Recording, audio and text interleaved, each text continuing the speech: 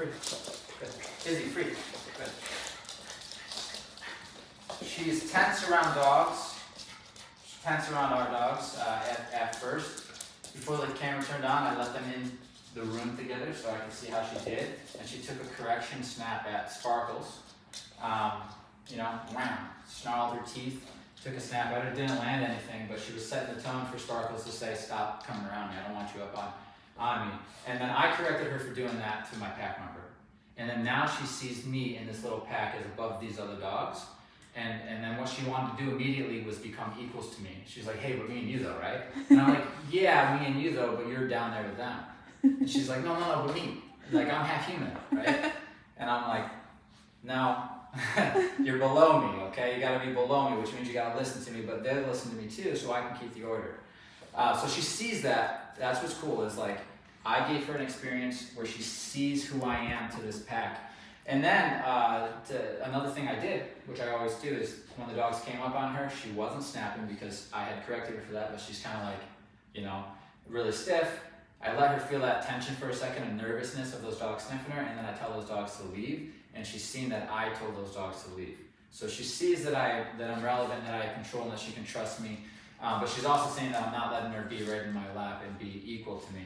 And she asks in ways where, you know, she'll start licking my lips, and then she'll like put her paws on me. She's trying to say,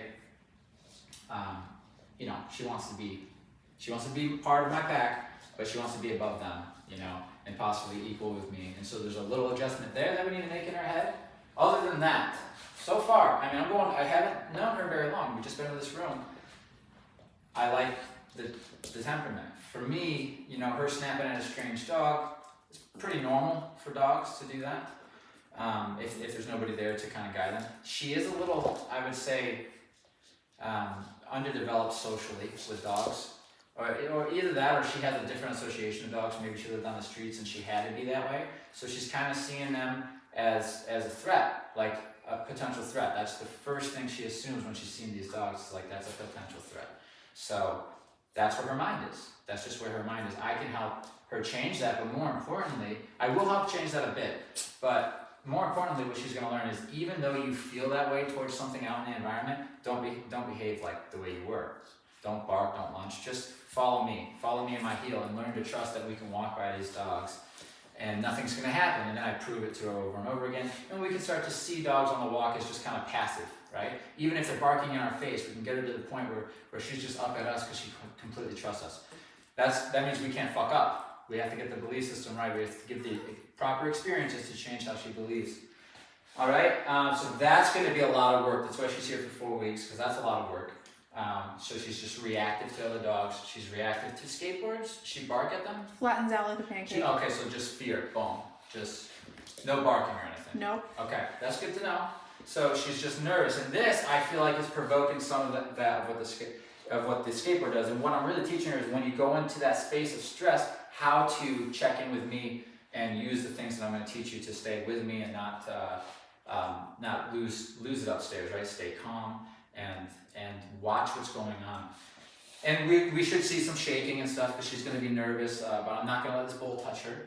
And she's going to realize that, but more importantly, she's going to realize she can't break her sit, which is going to be all the commands, just because she gets a little spooked from a sound. Okay, that's very necessary if we want her to be a reliable dog who we take everywhere.